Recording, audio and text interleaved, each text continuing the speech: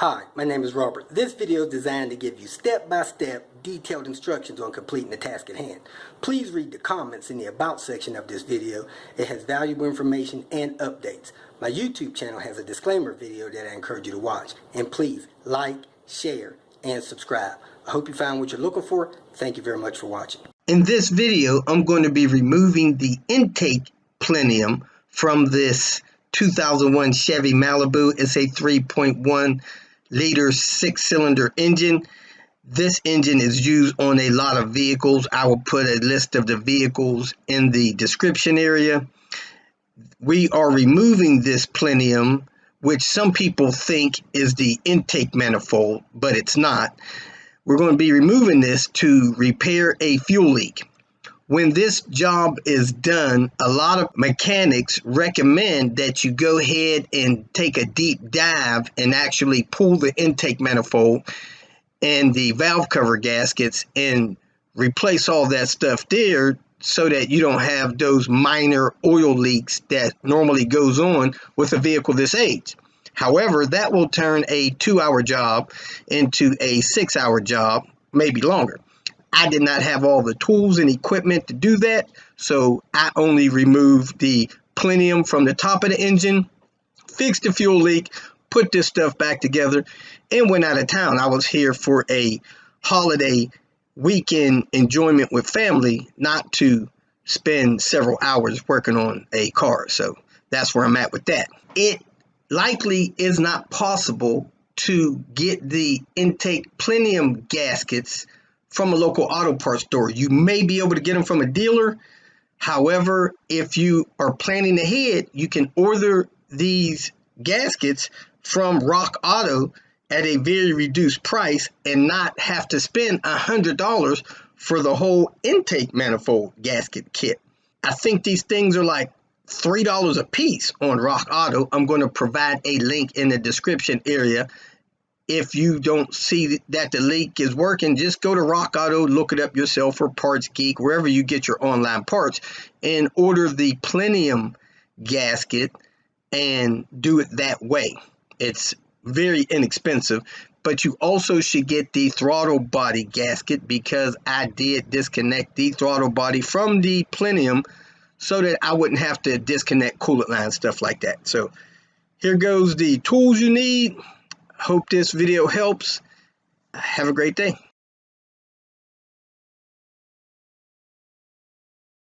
...2001 Chevy Malibu. Brother-in-law said it was leaking fuel. He thought it was out of this thing, which is an EGR valve, so I know that wasn't happening. So he pulled the car out of the garage. I could see fuel all down everywhere. And then he fired it up. And if you look down through there, that little silver pipe is the fuel rail line, and it is leaking. Start that car up, fuel sprays out of there like a water hose all over everything on the engine, which could be a fire hazard if you let it get hot and run a little bit. Right. So we're going to pull this intake manifold, whatever that takes, and get at that fuel rail and get that thing sealed up.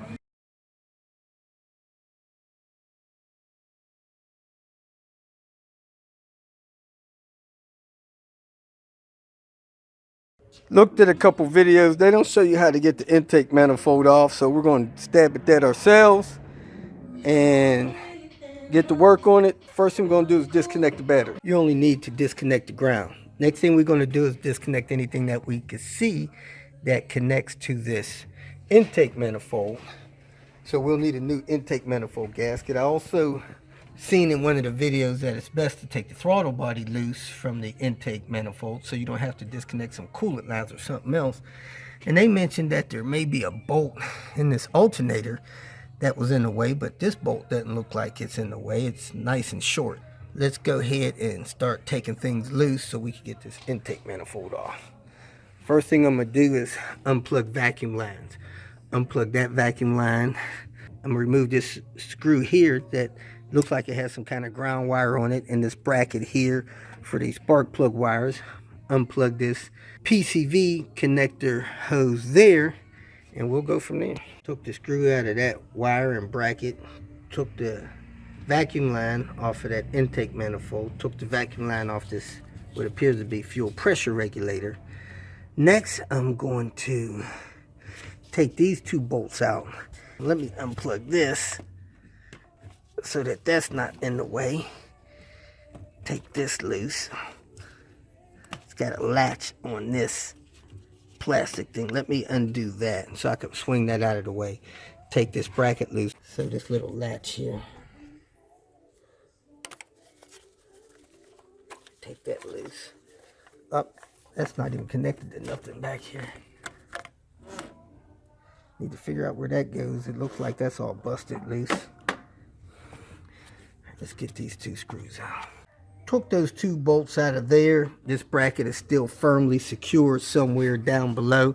So I'm going to take this intake tube out. Be careful not to damage it. You got a flat tip screwdriver or 8mm screw. 8mm, that'll take these clamps loose from it and undo this from it, because then it's got a plug in the side of it. You want to undo that plug right there so you don't break it or the wires attached to it. Get it out. Be careful you don't mess up nothing. If you want to make it easy, you could also take this lid off of this air filter. That'd be a good time to check your air filter. Unplug that from the map sensor so you don't damage that. All this dirt down in here, you need to vacuum that out. So now that this is loose, I may be able to get the throttle body out by taking these 2. Took this bolt out here. Going to take that bolt out there to unlatch whatever this is here. I don't know if that's a distributor coil pack assembly or what. Then I'm going to take this off here. Forgot a way to get this off here. Took a little bolt out right there. Put it right there. Now there's a little bolt right there I need to take out. And then we'll start unbolting this intake manifold. You got a bolt right there, bolt right there. We got this bolt right here. We have a bolt right there and a bolt right there. So we'll get those and see where we gotta go from there. To get this sensor out of the way so I can get this bolt off the intake manifold, it had a little tube that went under the bracket onto there. I don't see no other way to get that bracket off. So I took the 2 screws out of it. They're like 7mm, 9/32 got them out. And when I started lifting it up, I noticed this tube right here is broke. Vacuum tube that goes right there. That's the other end of it. So you gotta be careful that you either don't break that. Make sure you don't break that. Unplug it, whatever. And then unplug the electrical connector from the bottom of it. Set it out of the way. So now I can get the bolt out of this intake manifold and see if we could pivot this intake manifold up and out. I took the hose off of here with that squeeze clamp. Let's get that out. Took that nut off of there to release the coolant line pipe. Now I got a bolt under there to get the throttle body off of the intake manifold. And I removed the bolt from the throttle body there. And it looks like this EGR valve thing here is also connected to that intake manifold. I'm going to go on the other side, see if I could lift this up, what it looks like. Yeah, I can't get it up high enough to matter. So I'm going to take that other bolt off of the throttle body and get this EGR thing off the back of it and try to maneuver it again. I had to bend or kind of maneuver the coolant pipe down. The coolant is attached to the throttle body. I don't know if they got that going on to prevent freezing or something. But I did push that down, got that bolt out of there. The throttle body came loose from the intake manifold. Then I unplugged this thing here, which is probably the EGR valve. I took the vacuum out of this top piece right here and moved it to the side. Here's it here. So next I'm gonna take this pipe off the back of this EGR valve. I don't think this part has a gasket.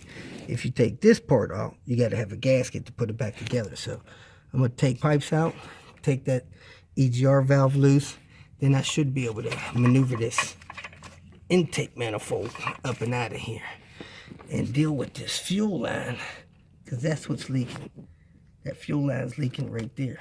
Coolant pipe moved a little bit so I could wiggle that bolt out of the top of this EGR pipe. Only one bolt held it in. It's loose now, so let me see if I can maneuver this intake manifold out of here. We was able to wiggle the intake manifold up and off of there. Some of the intake manifold gasket fell apart, fell down in the cylinder head. You do not want that material down in there.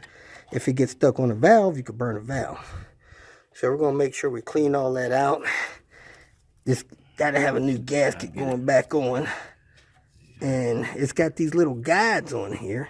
Looks like the gasket's only on the front side of the engine.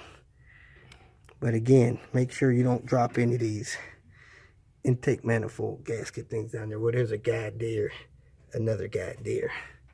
Take them off. But now we have the fuel rail here. And that's where the fuel's coming out of. So we're going to try to take that loose and see if there's a O-ring or something in there that we can replace. Tried it with a 14 on there. The 14 didn't want to get it loose. The 13's too small. We want something tight on there to break that loose. It looks like there's a little crack in that gasket right there that's likely causing this fuel leak.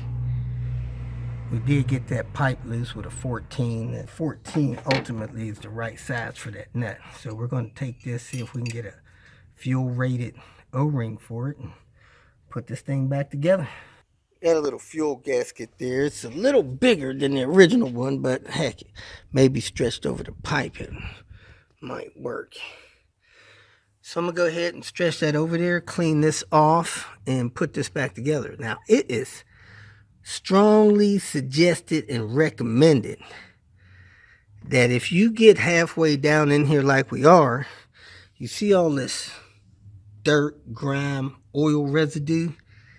It is suggested that you pull this lower intake off, probably these valve covers off, and replace that too while you're in here. That way you don't have all this other leaking stuff going on. But I'm not going to do all that. We are just here to stop this fuel leak, and if we decide to do that other stuff, we will come back at that other stuff. So let me stretch this little gasket over that fuel line, clean this top of this lower intake manifold off, set these gasket kit in place. I got a Fel Pro gasket kit, which includes the upper and lower, because we couldn't just get the upper gasket. Maybe we could have got it from the dealer. This kit's like $110, and it has everything you need except the throttle body gasket. So we bought the throttle body gasket as well, and we got a little vacuum line to repair that break there. Put that gasket in there, tighten that as tight as I could. Put that gasket on the throttle body, scrape the old one off, brush this off. These are identical front and back, so I'm going to set those in place and press the little plastic guides down on there. Little tab there is touching this hose. Not sure if that's good or not. I'm going to have to pull that off of there when I tighten that down so it don't buckle that gasket. This one here is going to go like that. Push it down in there so it's in place.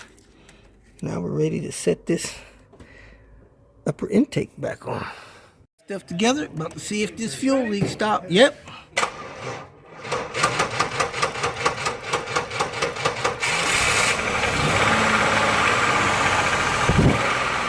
Fuel leak has stopped. If you feel that this information was useful, please like it and share it with your social media friends.